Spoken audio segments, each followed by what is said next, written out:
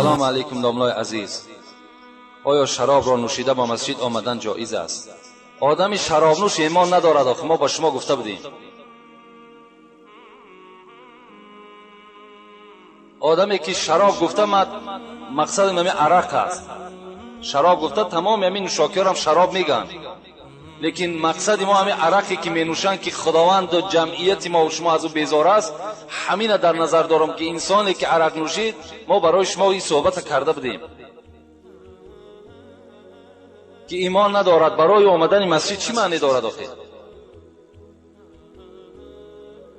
حتی حدیث پیغمبر خدا بود: من زنا او شرب الخمر نزع منه الایمان کما یخلع الانسان قمیصه من رأسه. رسول اکرم گفته است کسی زنا میکند یا عرق می نوشد، ایمان از وجود او گرفته می شود. مثل چی؟ مثل که انسان لباس خچ از بدنش بدر میکند، بیره میگذارد، مثل همه ایمان از وجودش دور کردگی است. برای او مثال نماز جنازه و برای او نماز 5 وقته و برای او مثال مسجد آمدن چی معنی دارد؟ السلام علیکم داملای عزیز. جنگ داختن سگ‌ها درست است یا نه؟ و ما پرتر فهمونید. جنگ داختن سگ‌ها حرام است. در اسلام حرام است جنگ داختن سگ‌ها. حتی نظر کننده هم مثل کننده است.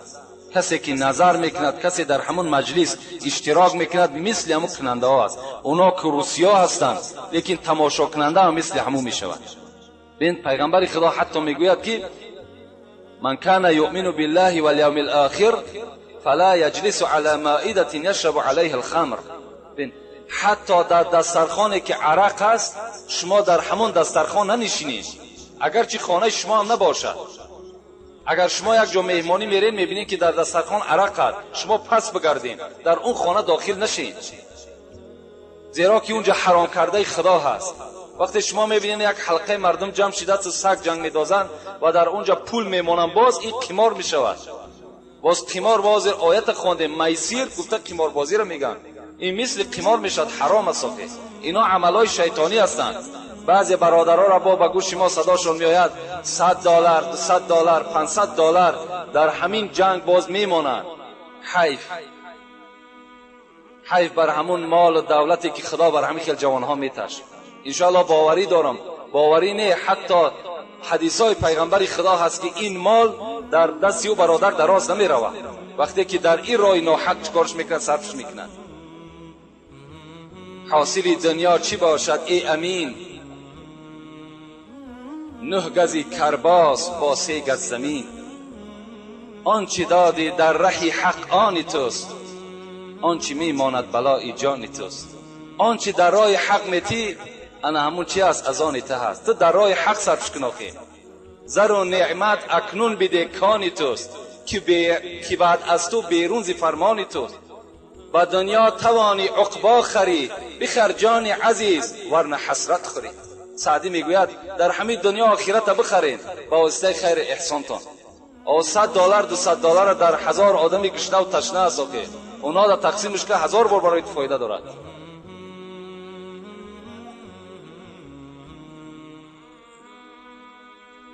استاد عزیز، درود و رحمت بی پایان بر شما. من مخلص دائمی این مسجد شما علاوه خصوص از شما هستم. من از شما بسیار چیزها را از جمعه و مولدها آموختم. استاد من هستید. شما مولای ما نیست، مولای خوب است، لیکن با مردم معامله خوب ندارد، خاکساری ندارد. آیا در این موضوع چی میگویید؟ این برادر سوال کرده است که یک داملای دارند، لیکن داملاشون خاکسار نیست. داملاشون ممکن که یگان آدمی کمتر بلند هوا باشد. گفتن آیا در این مسئله چی از خداوند، از قرآن، از احادیث پیغمبر چی میگوید؟ پیغمبر خدا میگوید که یقول الله، خداوند چی میگوید؟ الکبریاء ردائی والعظمت ازاری. همین کبر کردن، بلند هوایی کردن، خداوند میگوید حق من است. بزرگی باشد ازار من است. فمن ناضعنی واحدا منهما، اگر کسی در یک بگیم تکبری و بلند هوایی و اگر در یکی از این صفتهای من خداوند گفته است اگر چنگ میزند چیکارش میکنم؟ القیته فی النار ولا ابالی، او کسی ما سرنگون در آتش دوزخ میپرتم باکی ندارم. برای کسی که در دنیا سربلندی میکند، تکبری میکند، مردم نمیشمارد، یعنی خاکساری نمیکند، اینا پسند خداوند و پسند پیغمبر خدا نیستند. انسان باید که البته خاکسار باشد، هرچی علم هم باشد، هرچی دولت هم باشد، هرچی باشد نباشد، باید که انسان چیکار کرده باشد؟ مثل سعدی میگوید ز خاک آفریدت خداوند پاک، پس ای بنده افتادگی کن چه خاک. تو را ای بنده خدا از خاک آفریده تو، پس ای بنده افتادگی کن چه خاک. حریص و جهانسوز و سرکش مباش، حریص و جهانسوز و سرکش مباش، ز خاک آفریده چو آتش مباش. تو حریص و جهانسوز و سربلندی نکن، مثل که از خاک آفریدود مثل آتش نباش. آتش علنگه دارد، چنان سرفرازی نمود این کمی، از آن دیو کردن از این آدمی. اگر وقتی آتش خدا خلق کرد، وقتی دید که بسیار بلند هوایی هست، از او شیطان خدا خلق کرده. وقتی خاک دید که بسیار یک چیزی پست است، از این فرزند آدم خلق کرد. باید انسان البته خاکسار باشد، در هر حالت نباشیم، چی وظیفه داشته باشیم، چی منصب داشته باشیم، چی صورتی خوب داشته باشیم، چی خانه زیبا داشته باشیم، فراموش نکنیم که ما و شما انسان هستیم.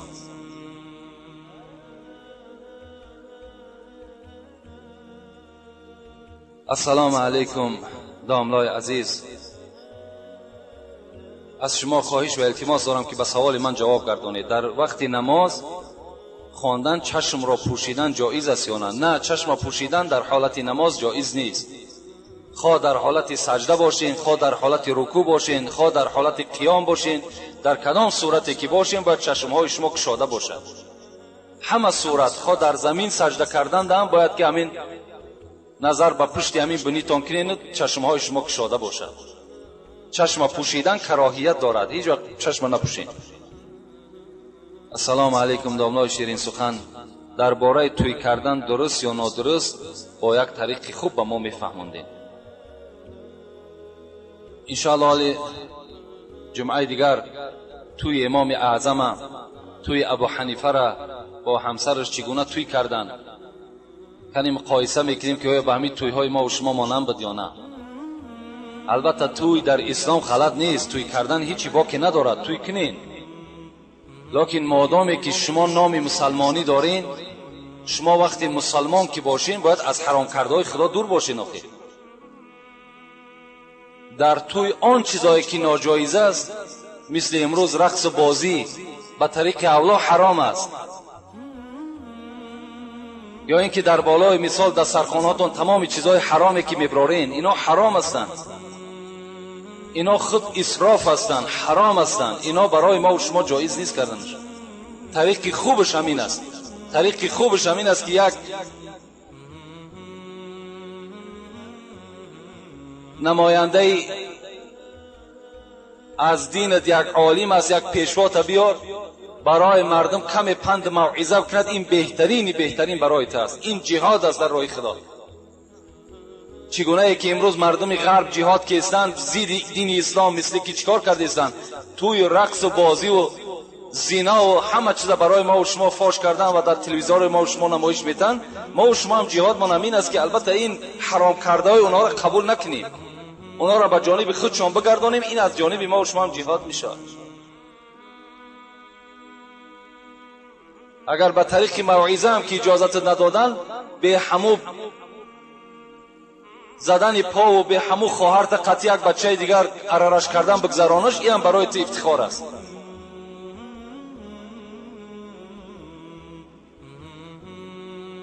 السلام علیکم داملای عزیز، برای 7 و 40 سری سال به ما میفهموندید.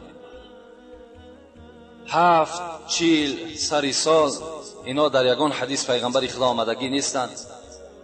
اگرچه از اولادای پیغمبر خدا بسیاری ذاتها گذشتند، شهید شدند، لیکن در یگان حدیث نیامده است که اونها رفتن در اونجا 7 کرده باشند، 40 کرده باشند، یا سال کرده باشند، یا 6 ماه کرده باشند. اینا از اسلام نیستند. فقط اسلام ما و شما به خیر احسان ما و شما را دعوت میکند همین هم شرایط داشته باشید. کدام روزی که دستی ما و شما میرسد برای روح ارواح ما و شما همون روز رخصت است.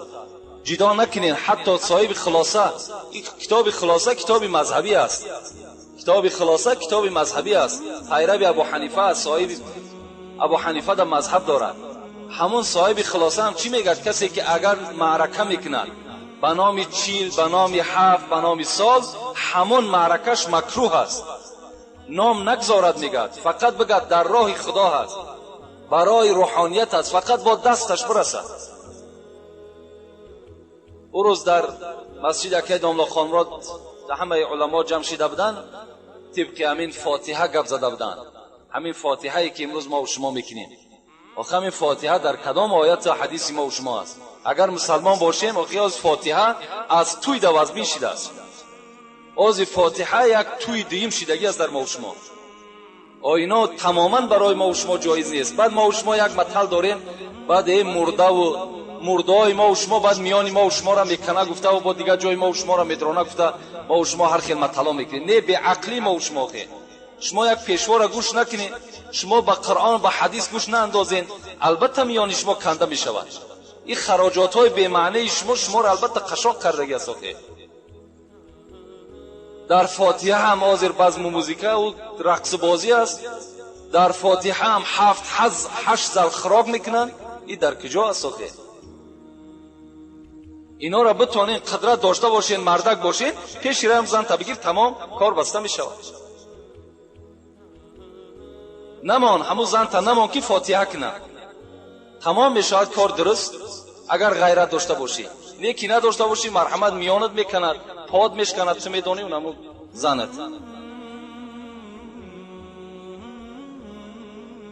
السلام علیکم. دخترها از سن 7 سالگی به مکتب سری لوچ میروند، گناه است؟ السلام علیکم داملای عزیز. تاقی یا سرپوش در نماز مسئله مهم است یا نه؟ البته دخترها به مکتب رفتن سری لوچ گناه است. خداوند بر شما ندا میکند به سوی پیغمبرش: یا ایها النبی قل لازواجک و بناتک و نساء المؤمنین یدنین علیهن من جلابیبهن ذلك ادنى ان يعرفن فلا يؤذین و کان الله غفور رحیم.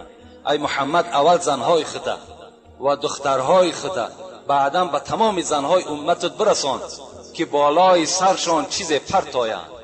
این مقصد از روی مال است که سرهای خودشان پوشانند، لوچ نکنند، تا که دانسته شوند که این زنها زنهای آزاد هستند. بین امروز اگر زنی که سطر داشته باشد، زنی که سرش پوشیده باشد، همون بچهای افلاس نمیتونند که به سوی اونها یگان سخن پرت آیند. هر بچه‌ای که گپ میتد، همون زن همون دختری گپ میتد که یعنی روی مال ندارد، پیشی برای که شاده دارد. البته گناه است. فکر میکنم که هیچگاه البته همون معلم هایی که در مکتب هم هستند مجبور نمیکنن همون دخترهای ما و شما را که سرشون لوچ کنن، زیرا اونا هم دعوا دارن که مسلمان هستیم. حتی که اگر شما گوش کرده باشین در تتارستان، در قزان، تمام مردمش به سوی همان سردار، همون پرزیدنتش مراجعت کردن که ما در پاسپورت صورت سر هیچ قطعی صورت نمیگیریم. مردم همون پرزیدنت همون قزان چیکار کرد؟ همین دادی مردمش در رسید قبول کرد، همین قانون به جا گذارانید که در پاسپورت با سر هیچ صورت نگیرن. ما هم حق داریم که مرحمت دعوا کنیم، یا که مثال یک پیشنهاد کنیم، کدام مرد است زن است کدامید که مثال میتونیم پیشنهاد کنیم. اگر همین انشاءالله باوری دارم که میگذره، هیچ کس ما و شما را برای آن چیزی که اسلام ما و شما طلب میکند نمیکشد. آخر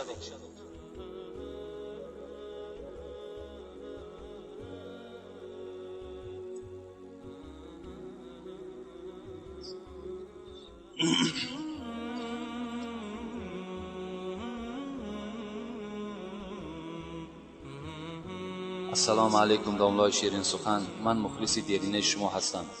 آیا زنی که شوهر دارد و شوهرش کار نمیکند درست است که در بازار نشیند؟ دویم سوال: آیا شوهری که قسم خورد که زنم طلاق، خانم حرام، زنش 3 طلاق، زندگیش درست است یا نه؟ یعنی مردی که اگر قسم بخورد که زنم طلاق، خانم حرام، اگر دروغ گفته باشد البته به البته زنش طلاق است، خانش حرام است. لیکن شما فراموش نکنید که این قسم ها قسم نیست در اسلام. شما به زن طلاق و به حضرت امیر جان و به حضرت سلطان قسم نخورید، زیرا که اینها شرک به خدا هستند. آخه قسم به خدا است فقط. والله بالله تالله قسم به خدا بخورین تمام. دیگر بر یگان چیزی دنیای شما قسم نخورین که شما در قسم خوردگیتون اگر با 3 روز روزه نگیرین در نزد خدا گناهگار هستین. اگر تو بگوی حضرت امیر جان بزنم، اگر چی گپی راستم بگوی 3 روز روزه نگیری تو در نزد خدا گناه کبیره کردگی. شما قسم نخورین. اینا یا زدم نمیتونن ما و شما را، اینا هم بنده هستن. یا نان بزنم، شیر بزنم، اینا قسم خوردن آدم گناهگار میشه. هیچگاه به اینا اولا قسم نخورین. وقتی کسی آدمی قسم خورد که زنم طلاق، خانم حرام، البته خانش حرام میشود، زنش طلاق میشود.